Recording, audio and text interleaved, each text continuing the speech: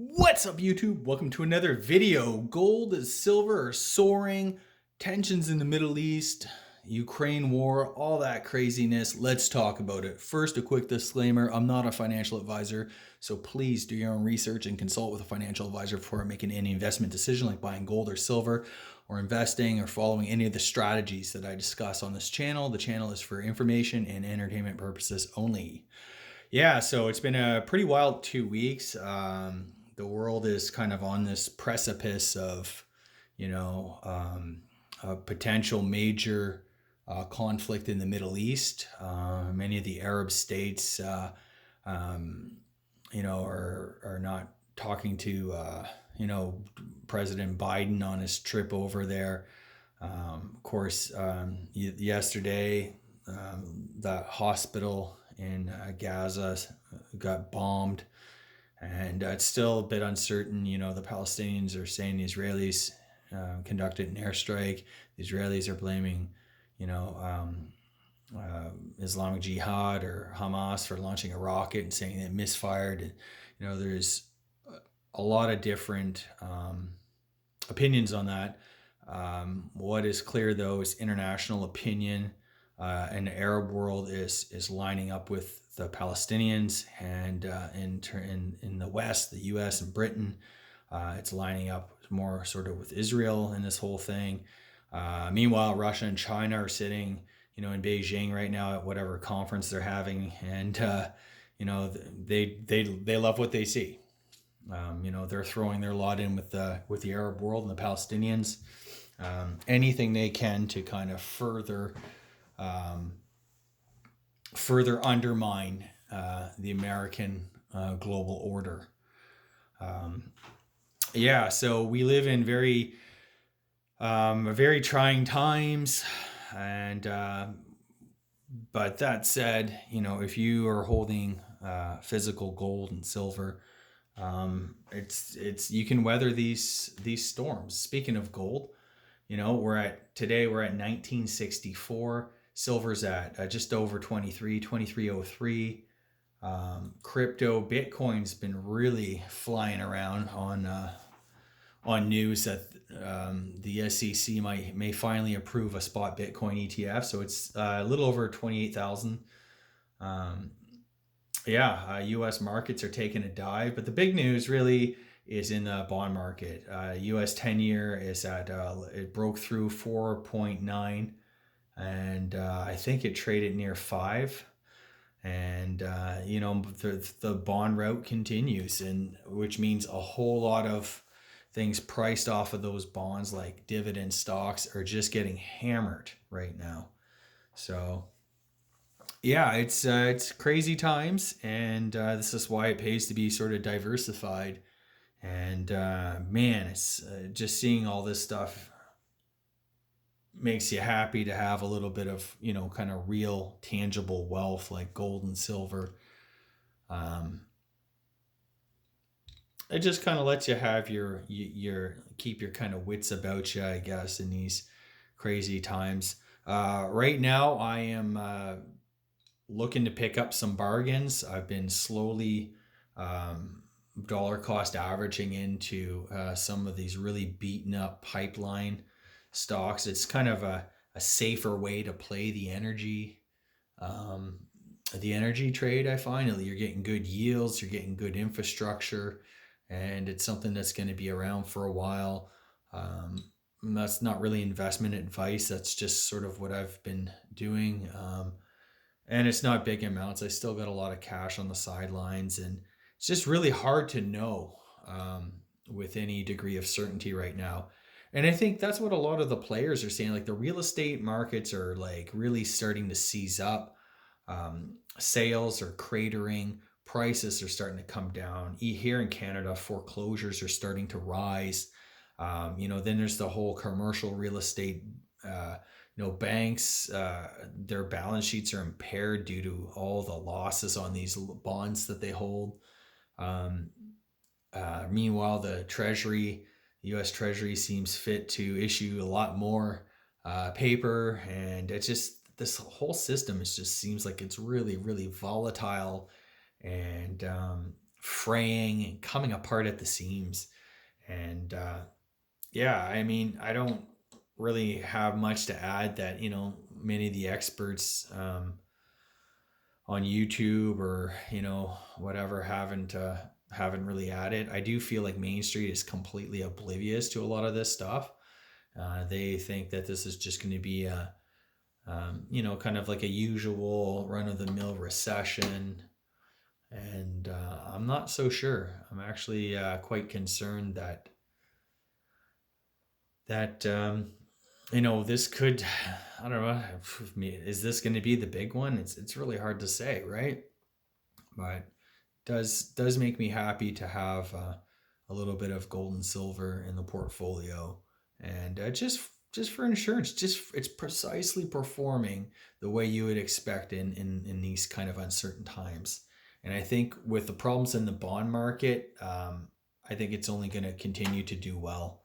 I think the bond market is in serious trouble, and yeah, I don't really have much to add. All of this paper, all of this debt, all of this, chasing the high flying stocks, all of this passive investing, um, just blindly putting money into these markets week after week, um, with very little thought. I mean, pension funds, target date funds. You start thinking through, balance funds, 60/40, and what's in like all of these pensions funds are holding a lot of this paper. They're holding, a lot of stuff like infrastructure that it's kind of a yield play because there's a lot of debt taken out. Like there's so many things that can go wrong. Um, um, and I want to be there to kind of take advantage of it. That said, it's times like these, when things look pretty bleak, that there's a lot of opportunity for the prudent investor, somebody who's unlevered, somebody who has a bit of dry powder, somebody who has some like hard assets, behind them. And that's kind of where I want to be. That's sort of where I want to play. It's funny. I say it's like, times like this where things are looking pretty bleak. I mean, the S&P 500 right now is at 4320. The Dow's at 33,710, NASDAQ 13, by any stretch, if you were, in 2019, the S&P 500 was around 3,000. You know what I mean? Like, if times are bleak and these markets are at like literally just off within a few percentage points of an all-time high, that kind of tells you something. That tells you that there might be a long way down here. I'm not trying to like scare anybody or say to sell everything you have, but I'm just saying you want to think about being diversified.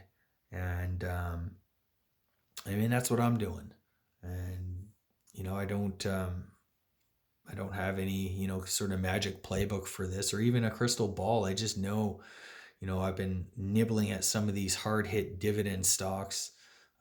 Telco's been killed, pipelines, utilities, power utility, all of these things are just getting destroyed right now.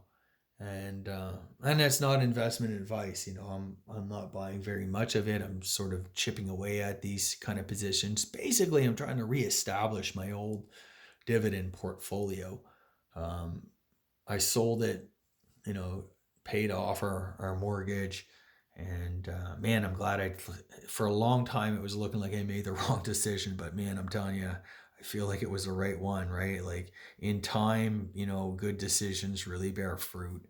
And now I'm able to buy some of these stocks at significant discounts to where I sold them. And that meanwhile, interest rates have gone up. So mortgage payments, if you would have had to renew, or if you were on a variable rate mortgage, I mean, interest rates would be killing you right now. So I do feel like it was sort of a contrarian move. For a long time, I admit I was kind of, thinking I made a huge mistake. I was kicking my butt. Um, but I knew that in order for me to sort of, have a clear mind and be ready to take huge risk and, invest the way I want to, I needed to have peace of mind that, I have a paid off home. So whatever mistakes I may make investing in these crazy markets, it's not going to have a dramatic impact on the quality of life for my family. I have real unlevered tangible assets like gold and silver that, if we need to fall back on stuff like that, or if I just need it to kind of hedge, some of the craziness in these markets, that it's going to be there, that I have cash, some cash savings to fall back on. So it's just all kind of lined up. And it's not a perfect way to do things. I mean, I'm not a trader. I tried to like learn some technical analysis. I tried to learn trading. To be honest, I'm just too lazy and I don't really want to look at these charts and I don't really care.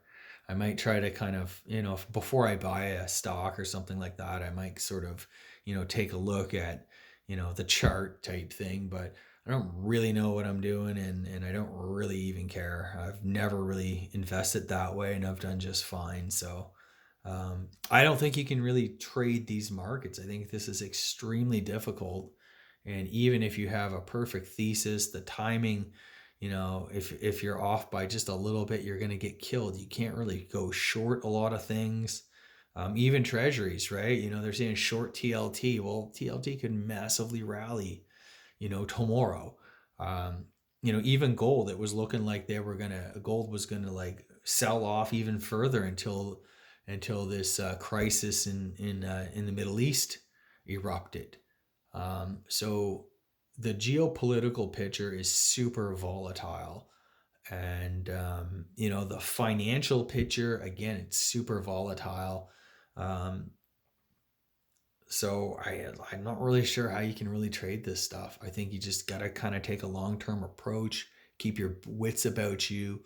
Um, don't get into any sort of, positions that you're uncomfortable holding for a long period of time. That's what I'm doing. And speaking of which, the past few videos I was like complaining about, the performance of a lot of, my resource stocks, the gold miners in particular. And man, they've had a huge bounce. Um, so it's kind of like a sentiment driven thing. Um, I don't know if this is going to be the big one. I do feel like this stock market could have a huge meltdown. But I mean, that said, I've been wrong. I thought it was going to have a huge meltdown for the past couple of years, and it still hasn't happened. So, I mean, what do you do? At a certain point, you have to kind of set yourself up and get yourself into positions that when you recognize a deal, like I'm talking about these high yielding dividend stocks and stuff like that, like it's might worth starting to nibble away at a position, maybe set aside a little bit of money each pay or every month or whatever, just slowly kind of forcing yourself to kind of get back in. um, Now I'm talking about the Canadian market here. The US market, there's really nothing that I see that's attractive there. Everything is still sky high. The banks look kind of interesting, but I don't think I'd touch any of the banks in this situation. And that goes for Canada too. I don't have a huge exposure to any of the Canadian banks. I think there's going to be serious problems here. But again, what can I say? I've been wrong all this time. But ultimately, I think I'll be proven right. I am kind of concerned about owning bank stocks because I don't know about this bail-in legislation and stuff like that. There's a serious risk that equity or like shareholders of these big Canadian banks, could potentially find themselves in a bail-in situation. Some of our banks are quite exposed to the mortgage markets, commercial real estate. Like there's just a whole lot in Canada to kind of be concerned about, to say the least. So I don't know, man. I'm just trying to play it safe and try to invest the best way that I can. International stocks, I'm kind of looking at, when you think about, some companies that are going to be around in the future, that have, wide moats, that are in sort of areas and industries that, maybe you want exposure to. Of course, there's energy, but you can't have a portfolio just full of energy, because that is super volatile. if we do end up in kind of like a major recession or depression or something like that, oil's going to get killed. It always has, and always will. So there's that. But I am kind of thinking about, companies like maybe Nestle. Um, it's a stock that I've always wanted to own, but it's always been kind of pricey. So on any sort of big pullback, I'm going to be looking to add some shares into that company. I own a little bit of Unilever. It's like a company out of the UK, consumer products like soap and crap like that. So, stuff like that might be worthwhile. They pay a little bit of a dividend. And it's interesting. I was reading this article not too long ago about shares in Coca-Cola, how, shareholders of Coca-Cola managed to like survive the depression depending on the dividend paid by the company. That even in the dire descent of the Great Depression, people were still willing to spend their last few cents, few nickels on a bottle of Coke. So something to think about. you know um yeah, so let me know what you guys are doing, how you guys are weathering this storm, what you're thinking about. Oh, by the way, if you're interested in buying gold and silver, I do have an affiliate link in the description to Silver Gold Bull. I use them for the majority of my bullion purchases. They price match and all that good stuff. Also, these capsules, they sell these capsules. There's capsules on Amazon.